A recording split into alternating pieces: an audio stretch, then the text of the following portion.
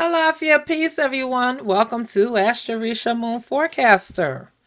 We're getting ready for this upcoming total lunar eclipse for July 27th, 2018.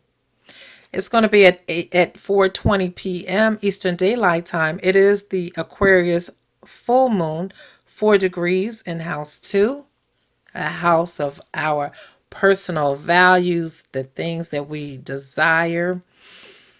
And we're also having a Leo sun, 4 degrees in house 8, other people's property, other things that we inherit, whether we want to or not, that karmic house and that house full of sexual energy.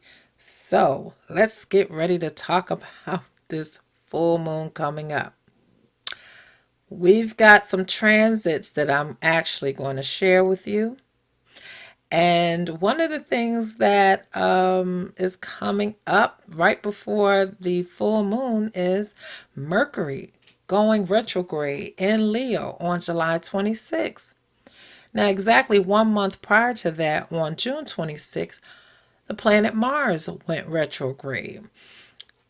And now, with those two going retrograde recently, we're going to have a total of 5 planets being in retrograde on this total lunar eclipse date of July 27th. So that's Mercury, Mars, Saturn, Pluto, Neptune, all retrograde by the time this total lunar eclipse begins. So this is a very fiery, intense lunar time. Now, if you've been following our work, then I'm just going to remind you that this July as well as August full moons are not those moon times that we're going to perform the full moon fill 'em up ceremony that we normally do. Instead, we are going to substitute that ceremony for the gratitude moon time ceremony. And if you would like more information or you have questions about it, you've never done it before, then feel free to contact me at astrorisamoon.com, or you can email me at astorisha@gmail.com to know more. All right, I'm going to talk about some transits that are in the full moon forecast report that you also can receive, and I'll tell you how to get that when I complete talking about these transits coming up. All right, so this Aquarius full moon time transit, Aquarius being the archetype of Shango. We've got some fire going on, my friends, fire going on. We have a moon conjunct Mars retrograde. With this transit, it's encouraging bravery, passion, and a fighting spirit. So one's emotions can really get out of control. And for some people, there's this emotional rage that can peak, and they're just wondering, where is this coming from? Why all of a sudden am I so upset? It is that moon conjunct Mars that they are connecting with. I'm sending this forecast out early because normally these transits usually already start kicking in about 8 to 10 days prior to the actual full moon due date. Okay, so if you say, I've been feeling this prior to July 27th, that's because it's already been activated. But this is something that we really should pay attention to. Really pay attention to how we are thinking and feeling as we're moving close to July 27th so that we can keep our emotions and our behavior somewhat in check as much as we possibly can. Our next transit is the Sun as opposite Mars retrograde. So this is all about the ego. It is about our vitality. It is about where we want to put light on, what we want to experience. So, Sun opposite Mars retrograde. This, though, encourages an attitude of self-righteousness. And there can be events that also require one to take a defensive stance. So, for this particular moon time, it is a lot of action-oriented energy with the Sun opposite Mars, with this retrograde going on.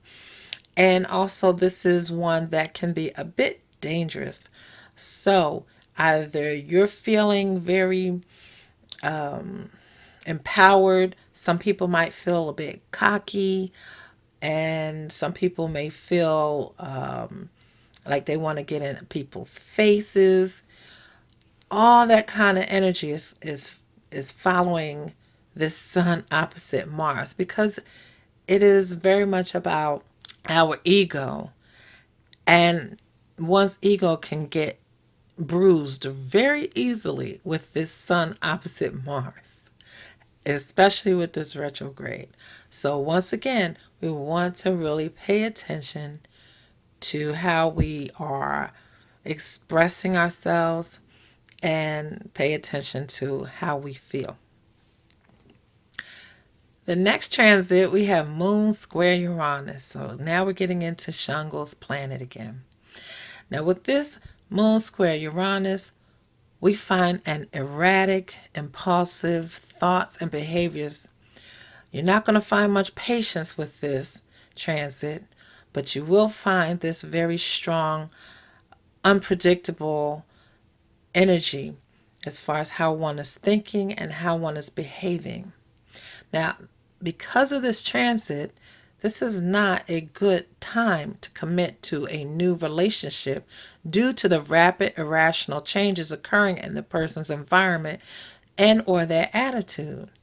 So even though you may feel compelled to agree to do something or even commit to someone at this time, later on, all that fire cools down and you may regret what you've done. So just hold back a bit during this moon time, which is actually covering the next 27 days from July 27th. Our next transit is Mars retrograde square Uranus. Now, this transit encourages the invention and creation of something. And it also encourages an off-the-cuff love affair. It encourages eloping. And it also encourages thoughtless contractual agreements.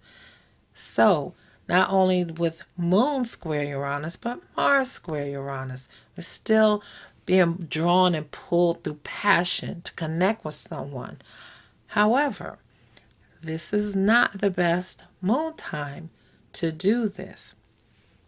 Now, this transit also brings a cunningness of nature to the forefront, as well as a unique world view.